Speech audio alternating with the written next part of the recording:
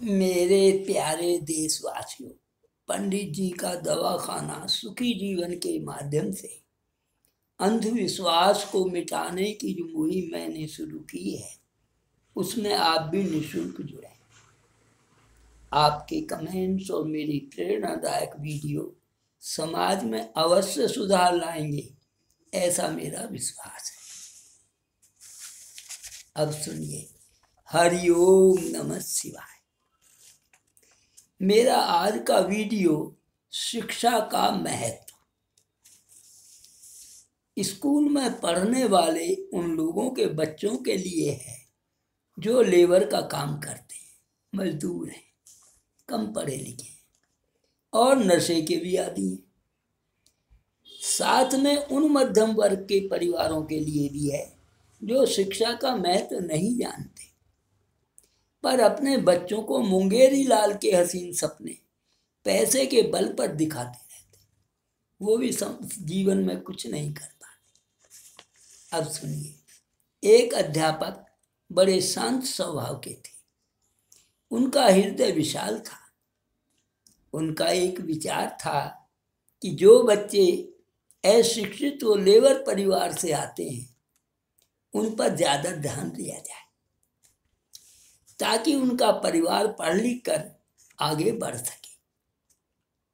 इसलिए कमज़ोर और इन बच्चों को कक्षा में ये अध्यापक अपने पास आगे की लाइन में बिठाते थे ताकि उनका ध्यान रख सके, पता रहे आए हैं नहीं आए हैं, चले तो नहीं गए छोड़कर कक्षा।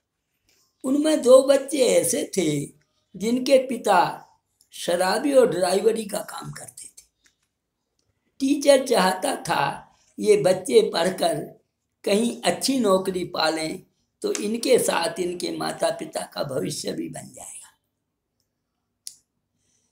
टीचर इन दोनों बच्चों का विशेष ध्यान रखता था।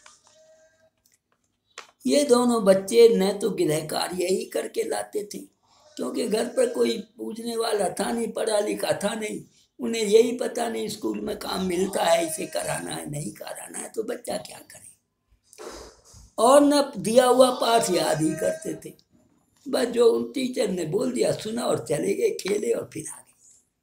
टीचर ने कई बार इनके माता पिता को चपरासी भेजकर बुलाने का यत्न भी किया, पर दोनों बच्चों के घर से कोई भी नहीं आया, न मम्मी आई, न पापा, न कोई और गार्जियन।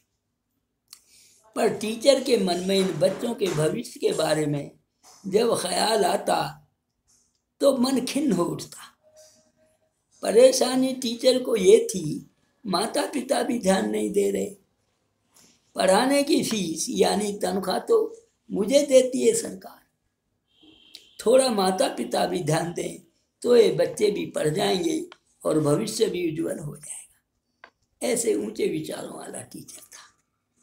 टीचर ने इन बच्चों की ओर ज़्यादा ध्यान देना शुरू कर दिया, पर बच्चों में काम करने की आदत में कोई सुधार दिखाई नहीं पड़ा। उनका भी कोई कसूर नहीं था, जब घर में कोई जानता ही नहीं था पढ़ाई जरूरी है नहीं जरूरी है, तो वो बेचारे क्या करते, घर जैसे बस्ता उठाते, स्कूल आ जाते, जो पढ़ाया जाता सुनते, फिर बस्ता ले जाकर घर रख देते।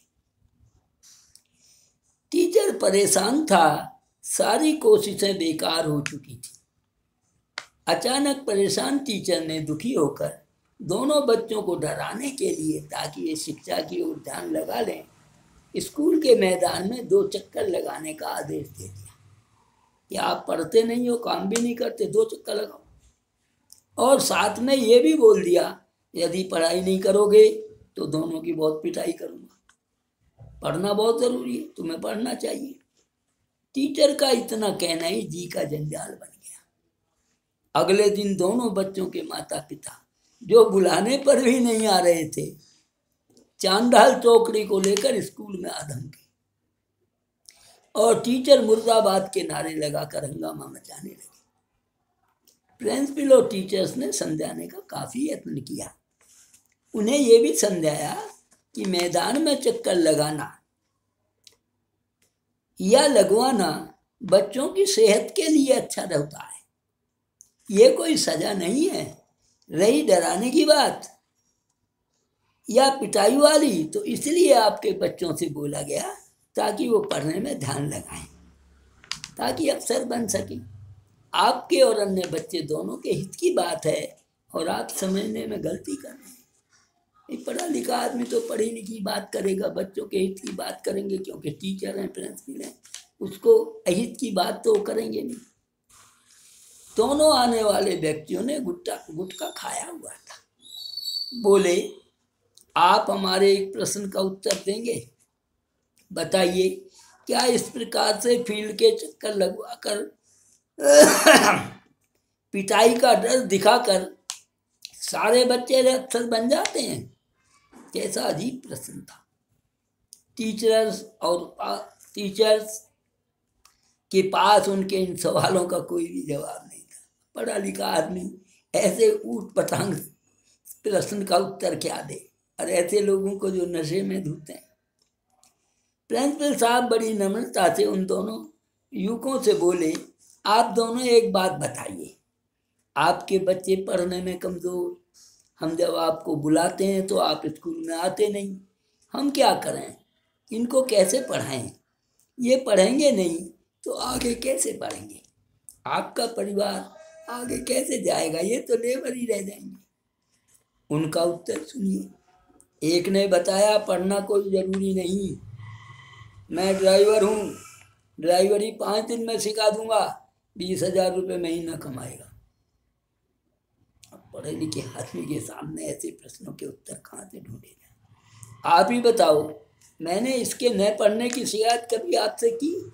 ये सवाल और दाग दिया कि मैं कभी आया आप नहीं पढ़ाते मेरे बच्चे को? दूसरा बोला, बाबूजी, आप अपने बच्चों को अफसर बना लो, पढ़े लिखे रोजगार के लिए कितने मारे मारे बेकार घूम रहे हैं। रोजगार हैं कितने? मेरे 2 लड़के और हैं जो कभी भी नहीं पढ़े, सवेरे 4 बजे उठते हैं और 8 बजे तक गली, सड़क, नाली और पार्कों से शराब की खाली बोतलें और प्लास्टिक की बोतलें इकट्ठी करके 125 रुपये कमा लेते हैं 8 बजे तक, और दिन में 300 रुपये फैक्ट्री में काम करके कमा लेते हैं। बाबूजी, पढ़कर आदमी नाकार और निकम्मा हो जाता है, वो परिश्रम करना ही नहीं चाहता। पढ़ा लिखा आदमी एक अकल का हो जाता है, एक ही काम जानता है जो सीखता है, और बिना पढ़ा आदमी सारे काम जानता है, लेबर से लेकर ऊपर तक, किसी भी काम का नहीं देता पढ़ा लिखा आदमी। ये उनके विचार थे। हम तो आपके सामने हाथ जोड़ते हैं और कल से हमारे बच्चे स्कूल नहीं आएंगे। इतना बड़ा कठोर कदम और उठा, क्या करें ऐसे आदमियों का? आप बाकी बच्चों को जब अफसर बनाकर कहीं नौकरी दे दें तो हमें भी बुला लेना। आप देखिए समाज में कैसे कैसे लोग हैं। जिस शिक्षा के लिए गवर्नमेंट इतना पैसा लगा रही है, टीचर कोशिश कर रहा है, स्कूल कोशिश कर रहे हैं, लेकिन माता पिता ध्यान ही नहीं दे रहे, और ऐसा कहकर अपने बच्चों को लेकर घर वापस चले गए। मेरा इस वीडियो को देने का ये उद्देश्य है कि जिस भारत देश में कभी बनारस विश्वविद्यालय यानी बनारस विद्यापीठ में चीन जैसे देश से हेवांग स्वांग और मैगस्नी जैसे लोग पढ़ने आते थे, आज वो देश शिक्षा में कितना पिछड़ा हुआ है।